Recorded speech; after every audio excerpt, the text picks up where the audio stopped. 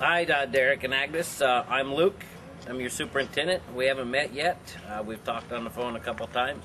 Scott and I are here at your house. We're going to do a pre-drywall kind of orientation via video, I guess. So, hope you enjoy it. Okay, I want to point out we're starting at the front of the house. And the first thing I want to point out is your optional coast lights. You have one above here, and you have your standard on the other side of the garage. Up high above my hand is the exterior eave outlet. You have one on this side and one on the front on the opposite side.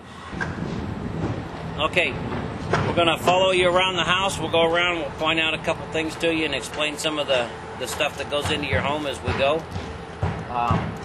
We'll come on with this way.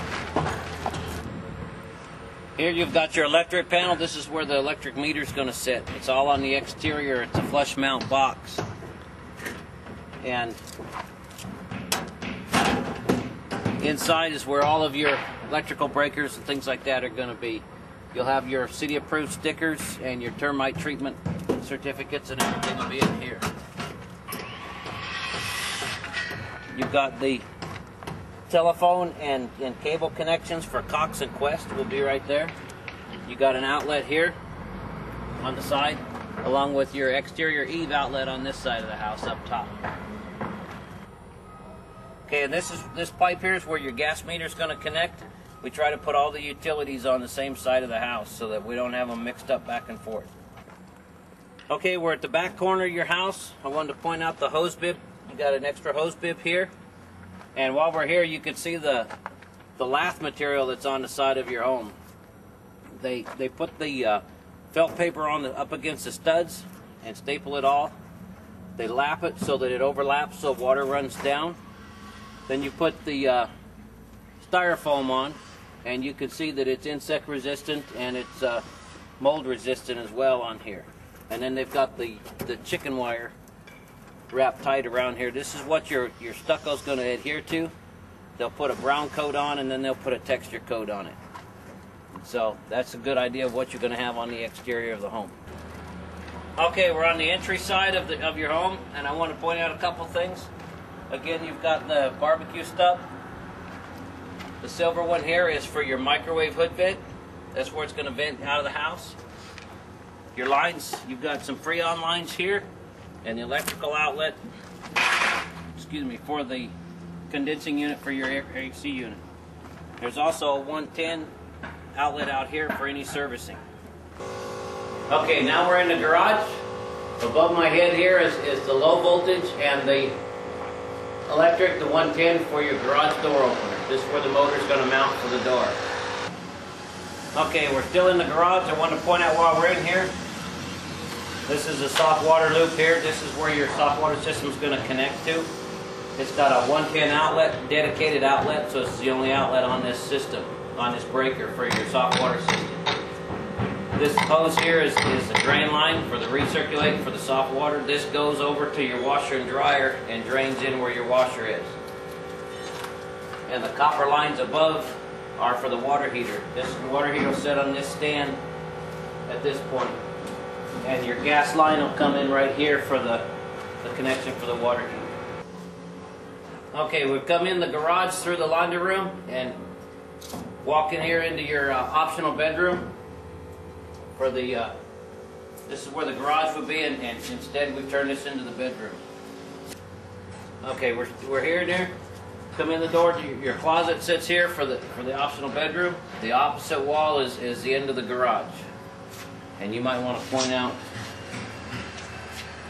the plumbing here is for your water heater, or water softener anyway, plumbing loop, and then your gas line. This is one area where you want to pay particular attention to when you're hanging any pictures or anything in this bedroom. Okay, we're still in your optional bedroom.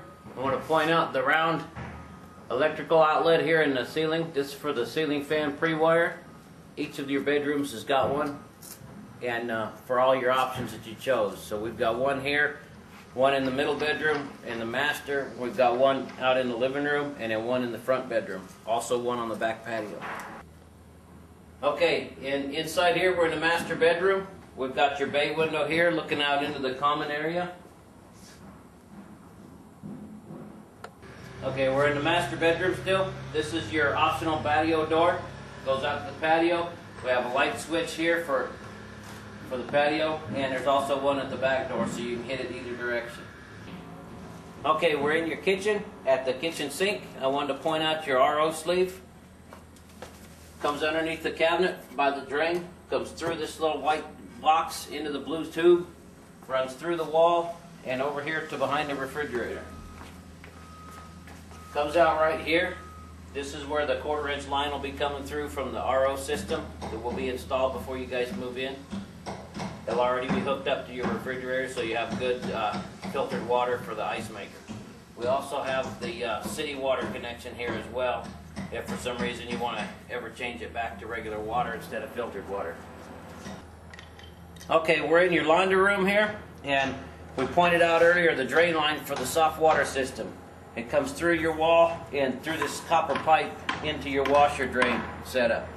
You have your valve for your washer, your hot water, and your cold water. And then your dryer vent comes in here with the gas line going to your dryer as well. We've got it set up for 110 and 220, so you can use electric or gas dryer, whichever. And if I get Scott to spin around a little bit, this is what we call the Q panel. Now once we're getting to the completion of the house, this will have a nice metal cover over it in the drywall. But this box is where all of your telephone, your cable TV comes into. It'll have all their connections in there. There's also a 110 outlet in the bottom of this box, so you can hook anything like a router and stuff like that for computers, anything you want to do in there. But that's where that's at. Okay, we're in the front bedroom now, to the left of the entry as you walk in the front door, and I wanted to point out a couple of special options that you had in here. Normally we have all of our outlets about 16 inches off the floor all the way around. But there's one of your outlets that you chose up high. We've got the 110 outlet, and then the pre-wire for the low voltage to go here. And I want to follow you into the closet as well. You had requested one to be up above the shelf up here, so we've got it up high. The shelf should sit right about here where my hand is, and then the outlets will be right above it for the low volt and for the 110. Okay, we pointed out how the last material goes on the outside. I want to show you on the inside here what we do for all the penetrations and the air gaps. If you look down here on the floor, we've got the foam that we put in. It's just a silly foam spray expandable foam. We put that on all the sill plates up against underneath the bottom plate here. We've got a sealant there as well. And then if you look up where all the holes go through the top plates of your walls, it's got the sealant in there as well. And this is a fire resistant sealant. Okay, we're all done with your walkthrough, your pre-drywall orientation. I hope you enjoyed it. Once we get it insulated next week, I'll take some pictures of the insulation once it's in and give you a little email explaining to you about that in the drywall stage. And hope to see you here when we're done completing the house.